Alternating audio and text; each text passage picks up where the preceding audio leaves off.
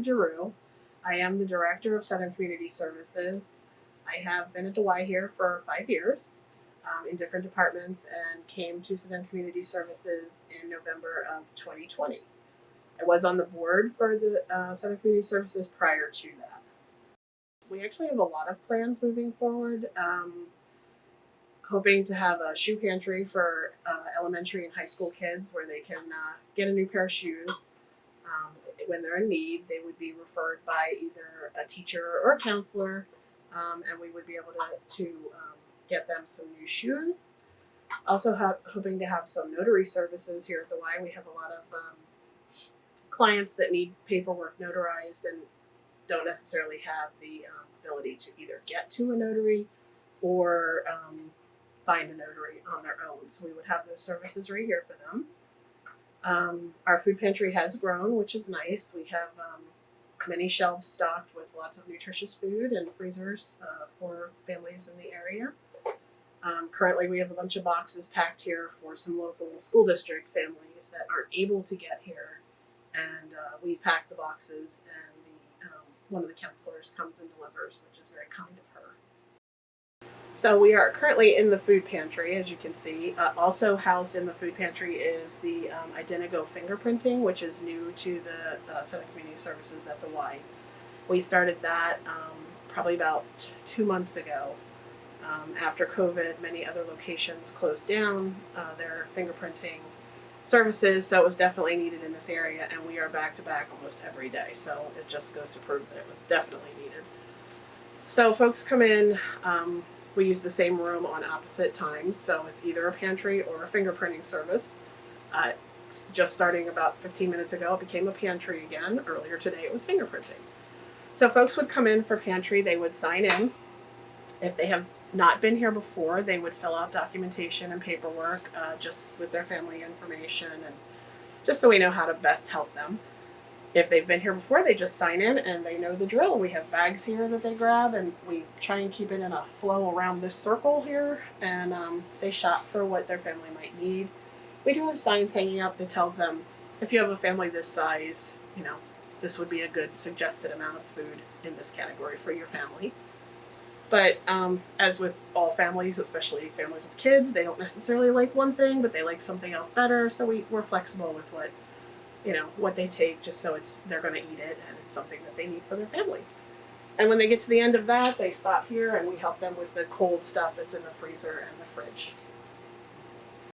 Southern Community Services was started many years ago, not in this location, by a group of local churches who saw the need for services for people in the community to get food and fill out difficult paperwork, whatever their need might be. If they need warm winter hats and gloves, or a warm coat, or notary services, whatever they may need, that's why the program was started, to fulfill the needs of the community. Currently, I would say our greatest needs that folks come to us with are food and utility services, especially after COVID, or in the middle of COVID even. People that would not ordinarily have needed those services are needing them now. So someone who may have paid their utility bill just fine up until March of last year are struggling just paying their regular bills. So we're doing a lot of utility service assistance with the different utility companies, and then sometimes just with private funding through Southern Community Services. So this past week, we had a really neat experience. A gentleman called, and I was talking to him about some other things, and he mentioned that he had a car that he needed to get rid of. His dad had passed away and left him a car, and he was asking questions if I knew of anyone in the community. So between us, we worked together, and we were able to get this car, which was actually a really nice car, to a family that did not have a car, which then allows them to get to and from their job. So they're incredibly excited and thankful. And so that was amazing. Some of the other funny things that I do, or interesting things, are a couple weeks ago I helped a lady came in that does not have computer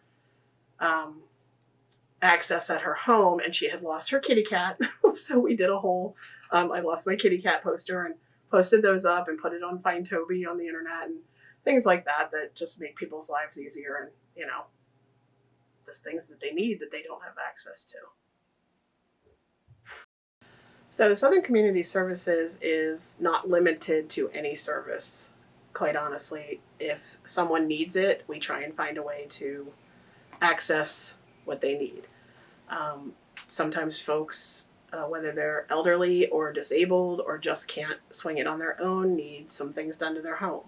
And we've been able to find services in the area that would help them make the renovations or improvements to their home so they were able to stay there safely. Um, so we've done things like that. We've had folks ask for medical equipment if they had an accident or an injury and just needed a piece of equipment for a short amount of time. However, could not access it any other way. We've been able to get equipment for them to use during their recovery period. So, like I said, we're not really limited to any services. If someone comes with a need, we'll try and find a way to help them. Awesome, thank you. The guidelines have actually changed a couple times over the pandemic. In the very beginning, we were actually doing nothing inside. All of our food delivery was out in the parking lot, so we would pre-pack and take it out to the parking lot for the people. And then as things started loosening up a little bit, we did open our building and open the food pantry for people to come in and self-shop instead of us deciding what they wanted, which is, much nicer for a family to pick what they would actually eat. So when they come in, they need to sign in. We have hand sanitizer at the sign-in station. We do only allow two people in at a time, which is well below the actual guideline, but it just makes it a little bit safer for everyone. And it is sort of a small space, so occasionally we'll have a third if someone has a child with them, but usually it's two folks. And then when everyone is done, the carts, everything that has been used gets sanitized and put back for the next person to use.